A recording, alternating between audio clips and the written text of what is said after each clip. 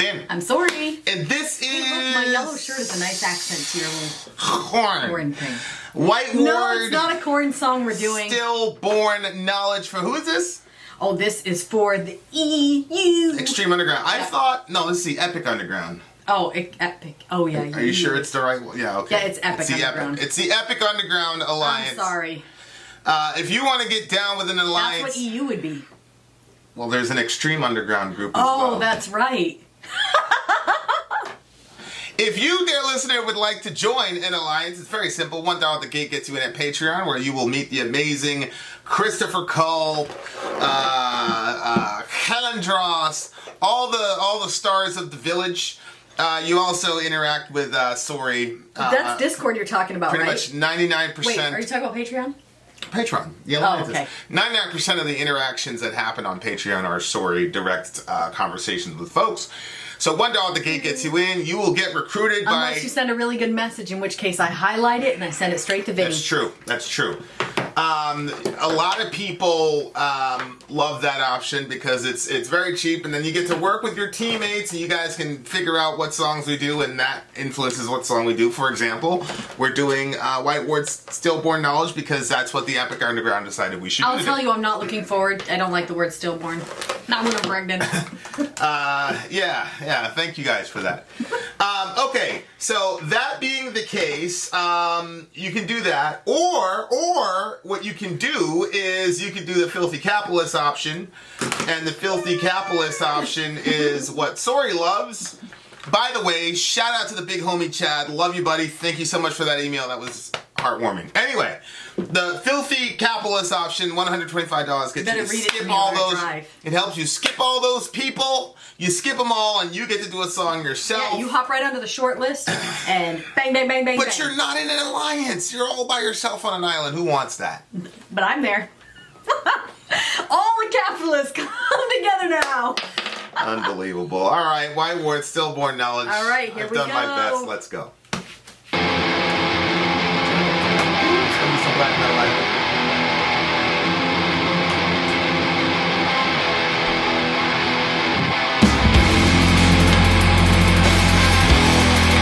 And my lyrics.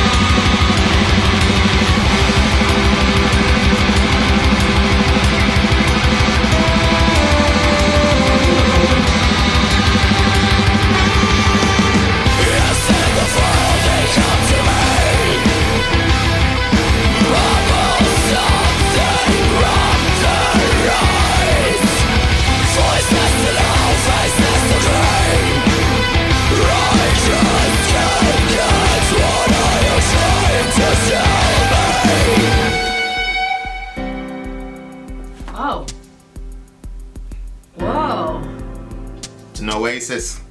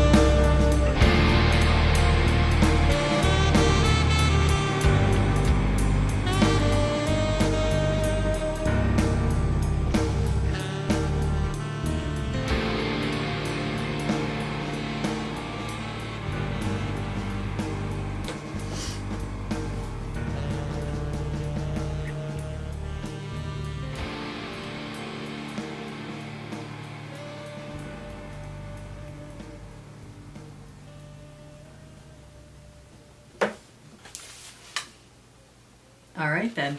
Whoa. That was. I thoroughly enjoyed that song. That was really good. Thoroughly enjoyed that song. That was really good. And some of the lines I really like too. Well, first of all, these first two lines, they just remind me of you.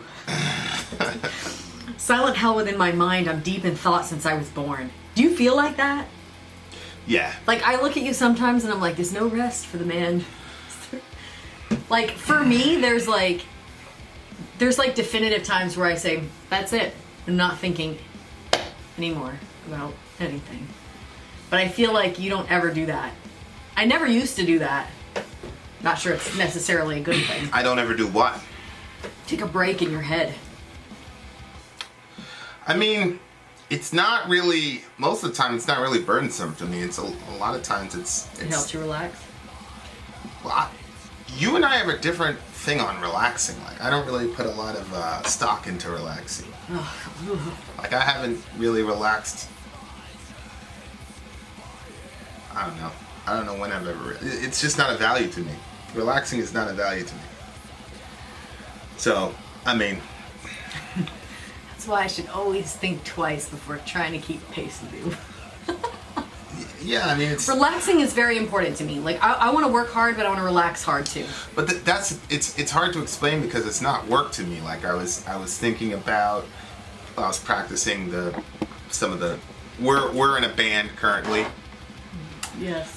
With very good one, I might add. We're with Sarcast and Jay and the big homie Doc, and I think I'm gonna put we've got an opening for one more position, and I've got the person identified, so I'm gonna pitch it to the band, and inshallah we can add this person, especially after this. I knew it. I knew it. But I'm always a sucker for that other thing. So. Yeah. So I'm on board. So I think you hear music differently though when you're like playing music and stuff like that. But like I don't really. It's not really like one of those things where like I want to shut my mind off and I can't. Most of the time that's not what's happening. It's there's an idea. There's a thought. Last night Ben sent me something about like McDonald's and this other group was like doing this budget thing to say, see, you can live off of $8.25. And I was just reading it and I was like, this is insane. Like the lifestyle they're calling these people to live just so that they can greedily, not pay them a living wage. Oh my gosh, that's the reason? Of course. That's so terrible. They're trying to argue, they're trying to say, look, because a lot of times when people talk about minimum wage, you're talking about a living wage. Mm-hmm. So if you can successfully argue that you can live on $8.25 an hour in 2020, the point, man. then the point isn't can you survive on this. It's like I think that the definition of live is different for people. Right. So when they're talking about those people, they're like, can you survive Correct. on it? And when we talk about, and I'm pretty sure, was it Gary Vee? Or yeah. I'm not sure. Wow, if it was Gary Vee, I'm even more significantly more disturbed because he's not a Christian and I feel like it should have come from a Christian. But they were talking about, I want to pay you enough so that way you can take your wife out to dinner. Right. You can do some things with your kids. Like you're not living in such a way that it's literally pinching every freaking penny and it's very stressful. Yeah, and that's not the point of the song, but I'm just saying like my mind, like it doesn't, I don't look at it like it's some horrible burden. I feel like that I think ramen.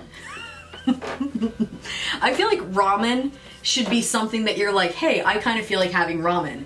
I don't think that ramen should be like, I have to have ramen X amount of days out of the week so I can survive. Like, I feel like if that's how it is, then you're not paying these people enough. Like, depending on what they're doing. I mean, people can blow all their money on all kinds of stuff. I was just using that as an example about why my mind always going is a burden. Yes. It's not a burden.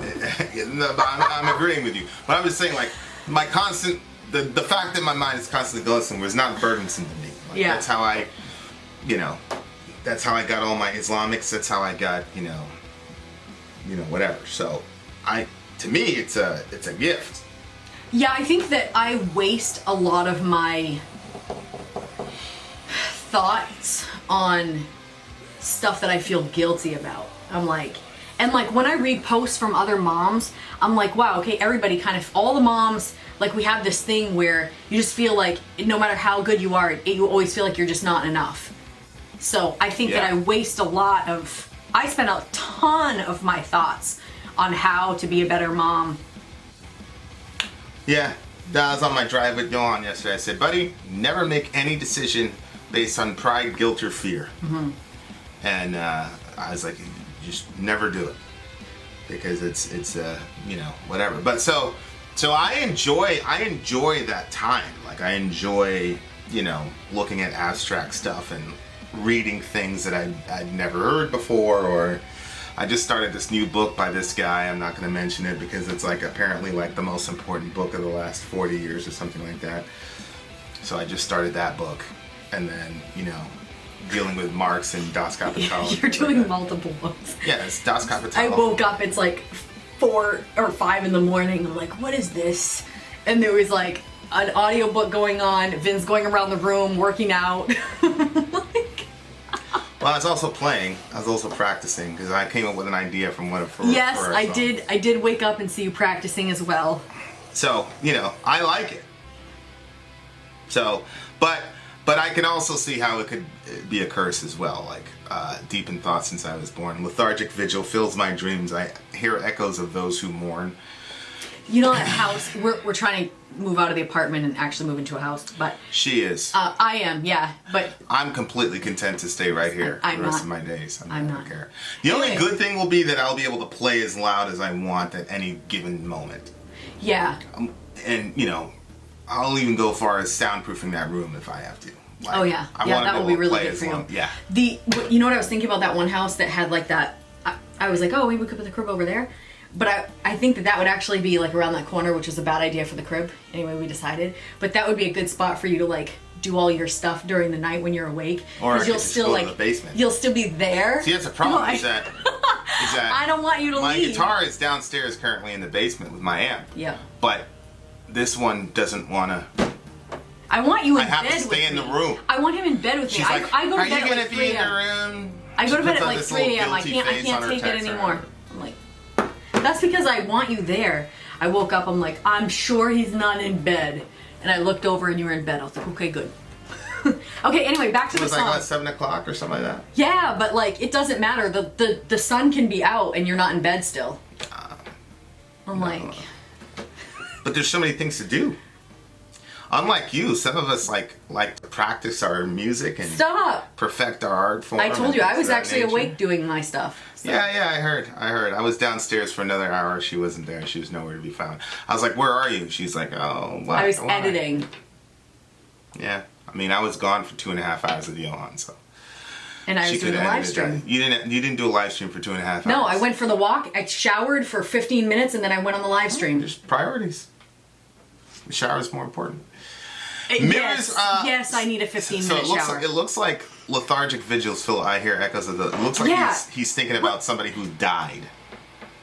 Because you hold a vigil for somebody who dies, but it's a lethargic vigil. Yeah. So he doesn't really have a lot of the energy invested in the mourning situation. So he's basically mourning through the echoes of those who mourn. I hear echoes of those who mourn. Mirrors are covered with snow white sheets. You know, like when people move out of a house and they cover everything, the furniture. I don't understand why they didn't sell it, but whatever.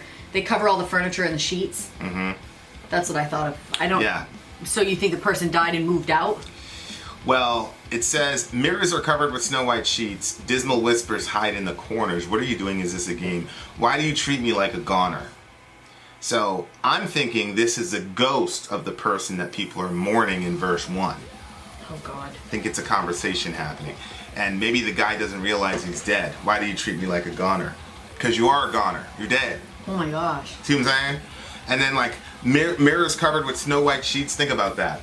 Because you know how you usually have a ghost and it's usually like in the like a white sheet like in what's that cartoon? But sometimes they have What's I know. Cartoon? I mean what's that cartoon where they're always like, this is the Scooby-Doo. Oh, the ghost is always in like some white sheet thingy. No, but so the I've mirror seen stuff like that before, yes. So it looks like when he looks in the mirror he sees a snow white sheet. See what I'm saying? Because he's seeing himself as a ghost, but he doesn't really know he's a ghost. Have you ever seen the other things where, like, if the mirror is not covered, like the person's reflection will be there, the person that died, their reflection will be in the mirror? Yeah. So. But if you look at the next line, in single file they come to me, mumble something, rub their eyes, voice is too low, face is too grim. I just can't get what you're trying to tell me. So the funeral, you know, the open casket thing and yada yada yada, and they're mumbling something, they're rubbing their eyes because they're crying because he's a ghost. I just can't get what you're trying to tell me. He doesn't understand that he's dead yet.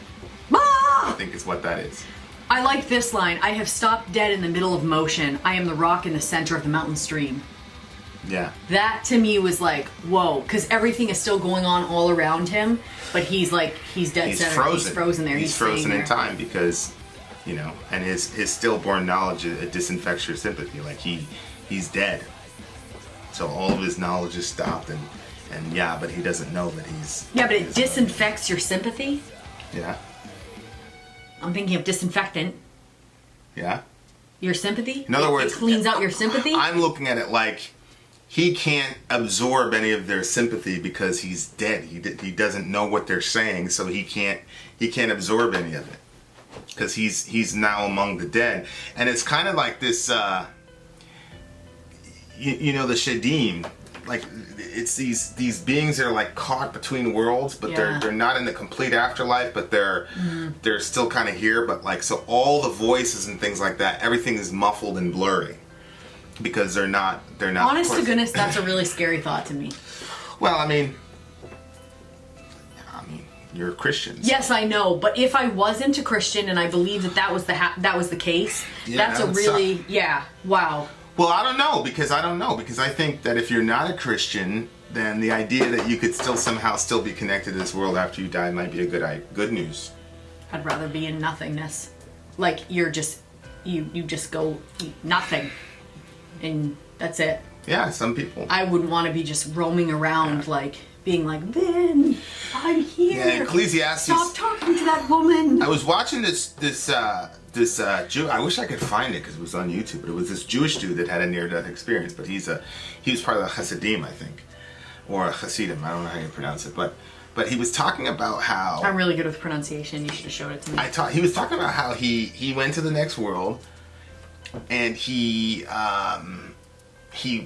ended up in this mansion, but the mansion was for like the Lubavitcher Rebbe. It's like some very holy rabbi or whatever. And then the rabbi was like, well, you got to get out of here because you don't belong here. Mm-hmm. And then he was at his funeral, and every time somebody said something good about him at the funeral, he was punished.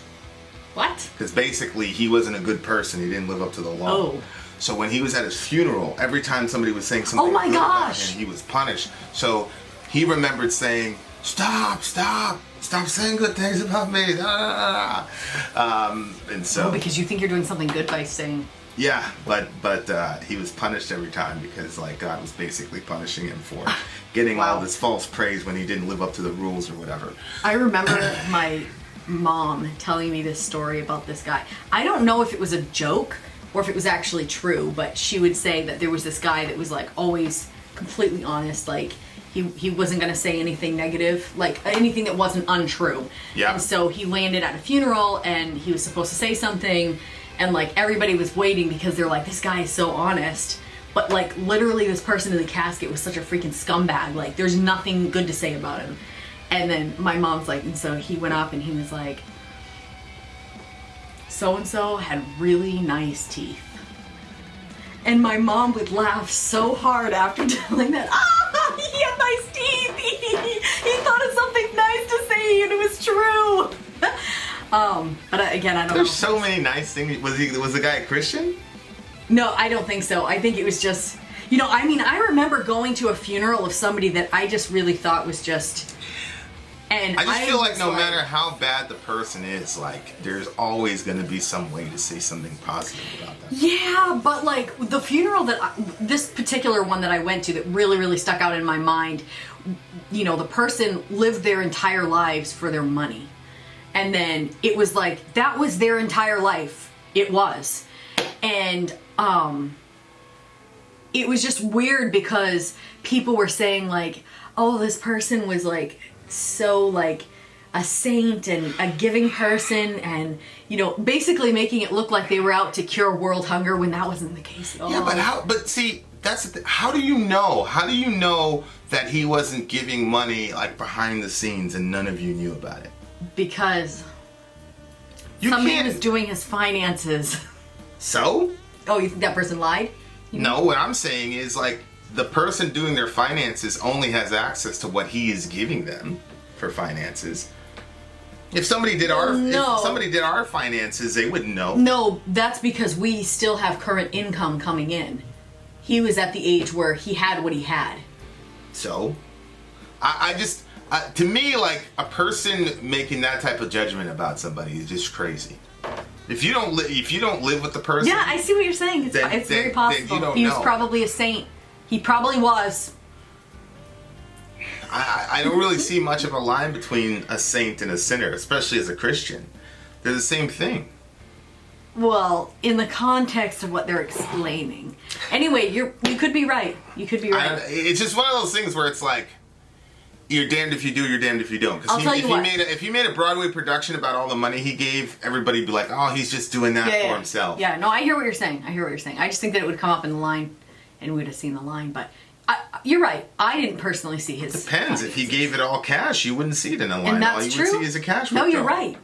You're right. You're right. You could be right. You can't judge people like. I can. Yeah, you can because you're judge-o, but Stop it. I mean, no. That's why I would say there's going to be a lot of surprises in the next world. Yeah. The people that you thought were just horrible, terrible people, all the while they're doing all this shit behind people's backs that are good, that and they just don't go out of their way to tell everybody that they're doing good stuff. I'll tell you what. Every time I went to visit him, I was a little kid. He'd give me $1, and I thought, well, there you go. He'd always. There you go. He'd reach in. He had those. So look, the way she described Homeboy initially, you would have never imagined he'd be the one that give $1 to a little girl with shaky hands. He always gave all the kids dollars. But at the beginning, she was saying, "Oh, this guy, he worshipped money. Everything was about money." Maybe he tried to generate as much money as possible because the more money he made, the more he could give away. No, maybe it's possible. He never had any kids, and he was like the reason why. Can you imagine being in an argument with this young lady? Can you imagine being in an argument with this young lady? You completely contradicted yourself, and then now you're saying, "Oh well, yeah, he did give us. He gave all his kids some money." But initially, basically every time you had characterized the man as a penny pinching miser. But now it's not enough. What do you give the song? No, not enough. Song's a 9.8 for me. It's a 10 for me. I love this song. I loved it too. I love this song, and it created a new band. No, $1 when you're a kid was like at a penny candy store was. Oh, I know.